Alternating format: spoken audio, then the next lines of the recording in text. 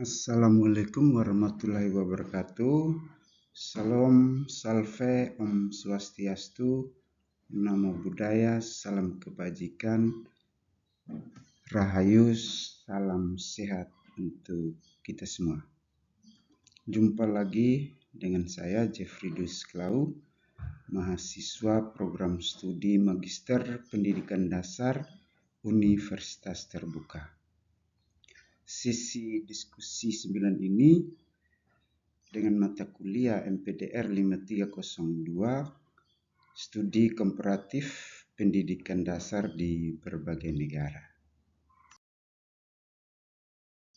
Topik kita kali ini adalah sistem pendidikan di negara-negara maju.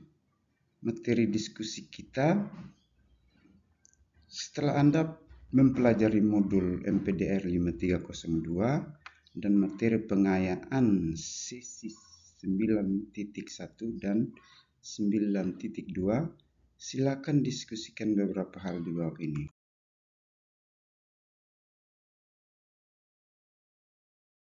Pertama, menurut Anda apakah masalah pendidikan di negara maju dalam artikel ilmiah materi pengayaan sesi 9.1 tersebut juga Anda rasakan di lingkungan sekolah Anda? Jika ya, apakah persamaan dan perbedaannya? Jika tidak Anda rasakan, jelaskan alasannya. Saat Anda menjelaskan pertanyaan diskusi ini, sebutkan nama sekolah dan daerah Anda bekerja atau mengajar. Materi kedua, paparkanlah pendapat Anda bagaimana artikel tersebut menguraikan negara OECD mengatasi masalah pendidikan tersebut. Menjelaskan pula bagaimana berkaitan isi artikel dengan materi modul 7 dari BP MPDR 5302 Studi Komparatif Pendidikan Dasar di Berbagai Negara. Materi yang ketiga adalah silakan Anda uraikan bagaimana sistem pendidikan di Jepang, yaitu pada materi pengayaan sesi 9.2, terutama yang berkaitan dengan kurikulum yang mereka terapkan dan hasil pencapaian yang tinggi dalam skor PISA. Tanggapan saya mengenai diskusi ini, yang pertama, masalah pendidikan di lingkungan saya dengan negara maju. Menurut saya, masalah pendidikan di negara maju dalam artikel tersebut juga saya rasakan di sekolah saya, yaitu di SMP Negeri 1 Melaka Timur. Sebagai guru di SMP Negeri 1 Melaka Timur, Kabupaten Malaka,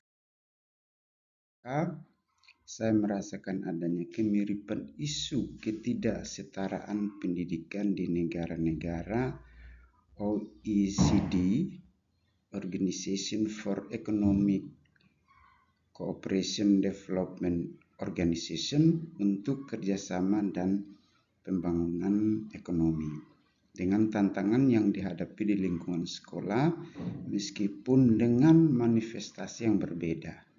Berikut dapat saya jelaskan persamaan dan perbedaan pendidikan di negara-negara OECD.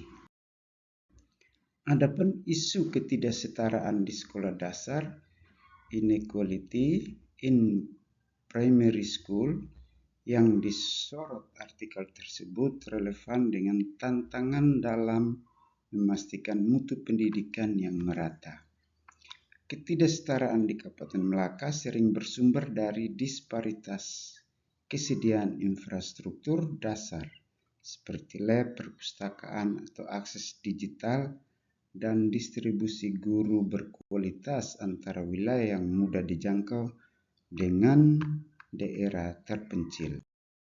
Selain itu, dalam artikel tersebut menyoroti kesenjangan sosial-ekonomi orang tua yang berdampak langsung pada prestasi dan partisipasi siswa di sekolah. Sedangkan perbedaannya, artikel tersebut menyoroti isu keragaman migran atau diversity of migrants dan perlindungan wanita di pasar tenaga kerja atau Protection for Women in the Labor Market merupakan masalah kebijakan yang sangat spesifik dan lebih menonjol dalam konteks imigrasi sekolah besar di negara-negara maju OECD. Selanjutnya, bahwa di Kabupaten Melaka, isu utama ketidaksetaraan pendidikan lebih berpusat pada keterbatasan akses dan kualitas sarana dan prasarana serta kesenjangan geografis pedesaan dan perkotaan, bukan keragaman etnis atau imigran dalam skala kebijakan OECD. Isu lainnya bahwa reformasi program dukungan mahasiswa di universitas juga belum menjadi fokus utama di tingkat SMP di Kabupaten Melaka. 2. Pendapat saya mengenai solusi OECD dan keterkaitannya dengan sistem pendidikan negara-negara maju OECD non-Asia pada modul 7. Dalam artikel tersebut menguraikan bahwa negara-negara OECD mengatasi masalah pendidikan dengan cara memfokuskan intervensi kebijakan pada 5 kategori isu utama yang teridentifikasi melalui analisis text mining.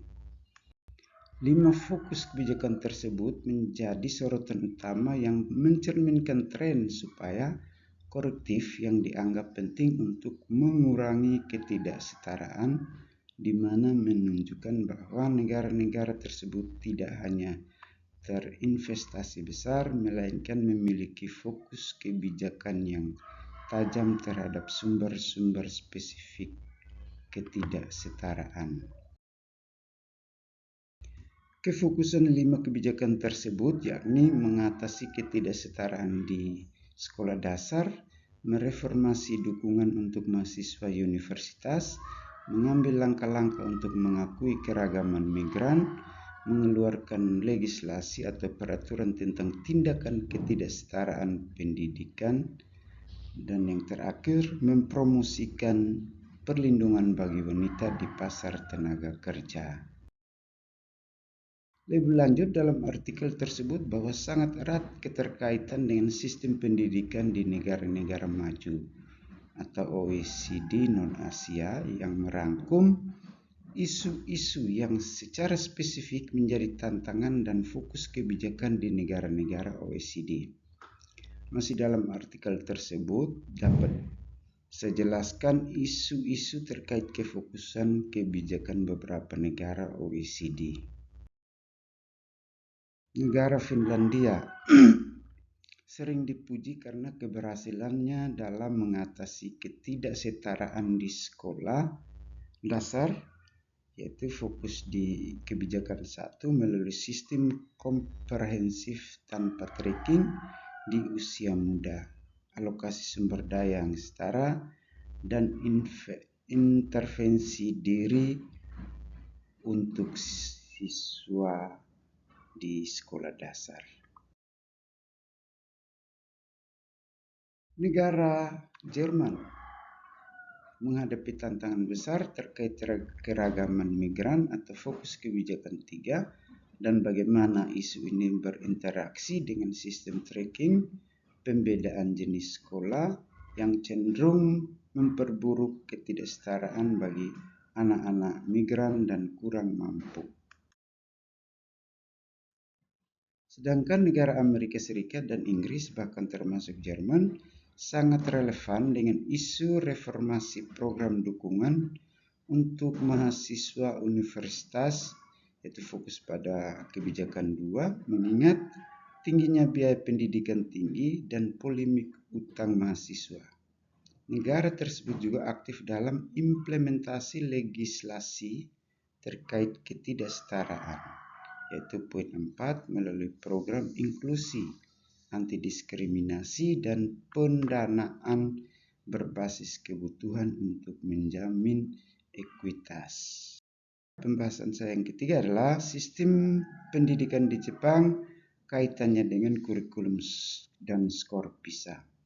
Adapun kaitan sistem pendidikan Jepang, terutama kurikulum yang dikenal sebagai Course of Study, telah menunjukkan kaitan dengan pencapaian tinggi negara tersebut dalam Program for International Student Assessment atau PISA OECD. Sebagaimana kurikulum ini sebagai course of study, pada implementasinya dikonstruksi berdasarkan konteks masyarakat dan politik lokal.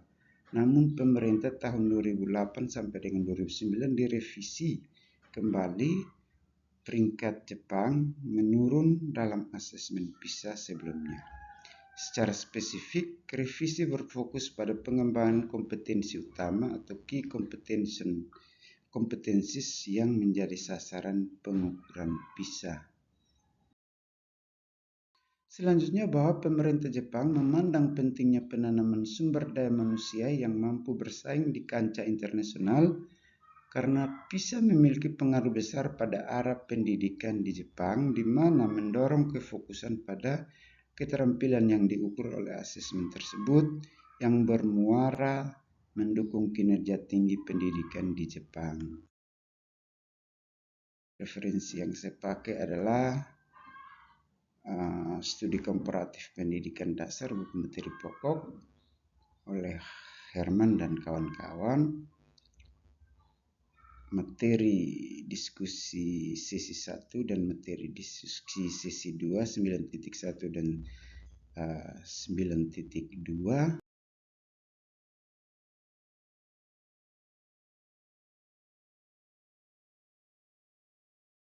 Undang-Undang Nomor 20 tentang Sistem Pendidikan Nasional tahun 2003. Saran, kritik, dan